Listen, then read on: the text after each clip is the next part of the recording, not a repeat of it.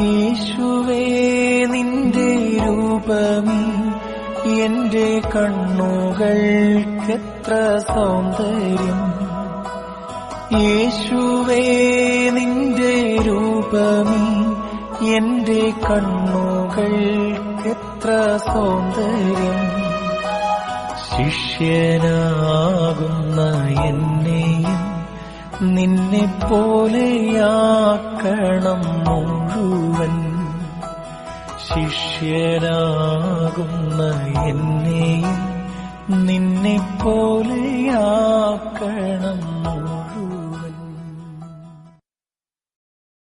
ഇന്നത്തെ ചിന്തയ്ക്കായിട്ട് നമുക്ക് ഉൽപ്പത്തി പുസ്തകം 1-ാം അധ്യായത്തിന്റെ 26-27 വാക്യങ്ങൾ നമുക്ക് വായിക്കാം.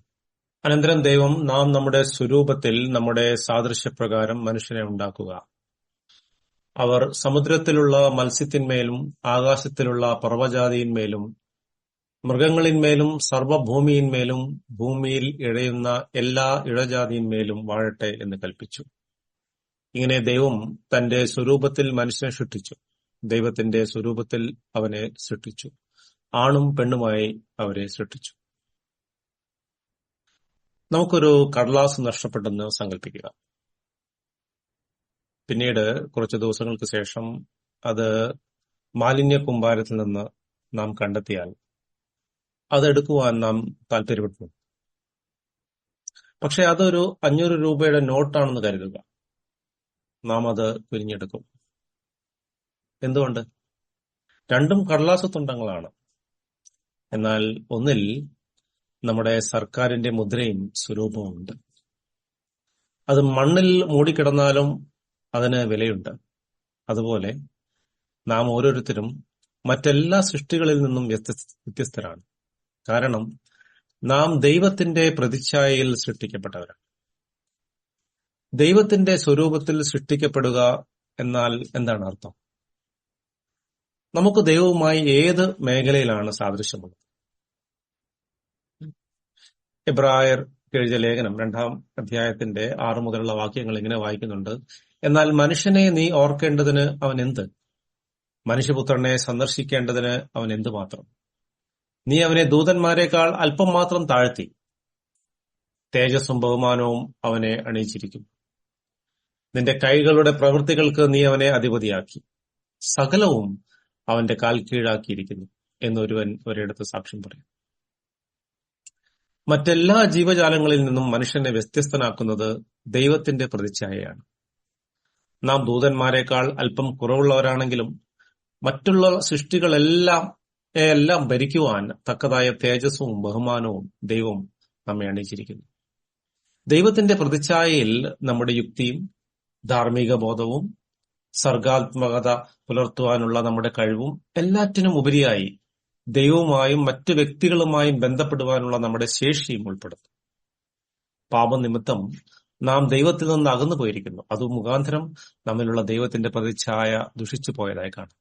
എന്നിരുന്നാലും പിതാവായ ദൈവം യേശുക്രിസ്തുവിലൂടെ നമ്മെ തന്നോട് നിരപ്പിക്കുകയും തന്റെ സ്വരൂപത്തിൽ നമ്മെ പുതുതാക്കുകയും ചെയ്തു. കൊലോസ്യ ലേഖനം 3-ാം അധ്യായത്തിന്റെ 10-ാം വാക്യത്തിൽ ഇങ്ങനെ വായിക്കുന്നു: തന്നെ സൃഷ്ടിച്ചവന്റെ പ്രതിമ പ്രകാരം പരിജ്ഞാനത്തിനായി പുതുക്കം പ്രാപിക്കുന്ന പുതിയ മനുഷ്യനെ ധരിച്ചിരിക്കുന്നുവല്ല. എഫേസ്യർ 4-ാം അധ്യായത്തിൽ പൗലോസ് ഇതേ ആശയം തന്നെയാണ് പറയുന്നത്. 22-ാം വാക്യം മുതൽ, മുമ്പിലത്തെ നടപ്പ് സംബന്ധിച്ച് ചതിമോഹങ്ങളാൽ വഷളായി പോകുന്ന പഴയ മനുഷ്യനെ ഉപേക്ഷിച്ച് നിങ്ങളുടെ ഉള്ളിലെ ആത്മാവ് സംബന്ധമായി പുതുക്കം പ്രാപിച്ച് സത്യത്തിന്റെ ഫലമായ നീതിയിലും വിശുദ്ധിയിലും ദൈവാനുരൂപമായി സൃഷ്ടിക്കപ്പെട്ട പുതുമനുഷ്യനെ ധരിച്ചുകൊള്ളുവിൻ. ഈ പുതുക്കത്തെക്കുറിച്ച് എബ്രായ ലേഖനകർത്താവ് തുടർന്ന് പറയുന്നത് ശ്രദ്ധിക്കുക. 2-ാം അധ്യായത്തിന്റെ 8-ാം വാക്യം മുതൽ ഇങ്ങനെ വായിക്കുന്നുണ്ട്: സകലവും അവന്റെ കാൽ കീഴാക്കിയിരിക്കുന്നു എന്നൊരുവൻ ഒരിടത്ത് സാക്ഷ്യം പറയുന്നു. സകലവും അവന് കീഴാക്കിയതിൽ ഒന്നിനെയും കീഴ്പ്പെടുത്താതെ വിട്ടിട്ടില്ല. എന്നാൽ ഇപ്പോൾ സകലവും അവന് കീഴ്പ്പെട്ടതായി കാണുന്നില്ല. എങ്കിലും ദൈവകൃപയാൽ എല്ലാവർക്കും വേണ്ടി മരണം ആസ്വദിപ്പാൻ ദൂതന്മാരിലും അല്പം ഒരു താഴ്ച വന്നവനായ യേശു മരണം അനുഭവിച്ചതുകൊണ്ട് അവനെ മഹത്വവും ബഹുമാനവും അണിഞ്ഞവനായി നാം കാണുന്നു. മനുഷ്യൻ അവനുവേണ്ടി ദൈവം കരുതി വച്ചിരുന്ന ശ്രേഷ്ഠമായ മഹത്വം നേടിയെടുക്കുന്നതിൽ പരാജയപ്പെട്ടുവെങ്കിലും നമ്മുടെ കർത്താവായ യേശുക്രിസ്തു ക്രൂശിലെ തന്റെ മരണത്തിലൂടെ നമ്മുടെ ശുഭകരമായുള്ള ഭാവി സാക്ഷാത്കരിച്ചു. താൻ പിതാവിന്റെ വലത്തുഭാഗത്ത് ഇരിക്കുവാനുള്ള യോഗ്യത നേടിയെടുത്തത് മുഖേന ഇന്ന് തന്നിൽ വിശ്വസിക്കുന്ന ഏവർക്കും സ്വർഗത്തിലെ സകല ബഹുമാനങ്ങളും അനുഗ്രഹങ്ങളും സ്വന്തമാണ്. അവന്റെ സ്വരൂപത്തിൽ സൃഷ്ടിക്കപ്പെട്ടതാകൊണ്ട് രണ്ട് പ്രധാന സത്യങ്ങൾ നാം അറിഞ്ഞിരിക്കേണ്ടത് ആവശ്യമാണ്. ഒന്ന്, ദൈവത്തിന്റെ പ്രതിച്ഛായയിൽ സൃഷ്ടിക്കപ്പെട്ടവർക്ക് ഒരു ജീവിത ലക്ഷ്യമുണ്ട്. ആത്മാവായ ദൈവത്തിന്റെ പ്രതിച്ഛായ ദൃശ്യരൂപത്തിൽ പ്രദർശിപ്പിക്കുക എന്നതാണ് മനുഷ്യരെക്കുറിച്ചുള്ള ദൈവേഷ്ടം. അതിനാൽ 1 കൊരിന്ത്യർ 11:7 മനുഷ്യനെ ദൈവത്തിന്റെ മഹത്വം എന്ന് വിളിക്കുന്നു.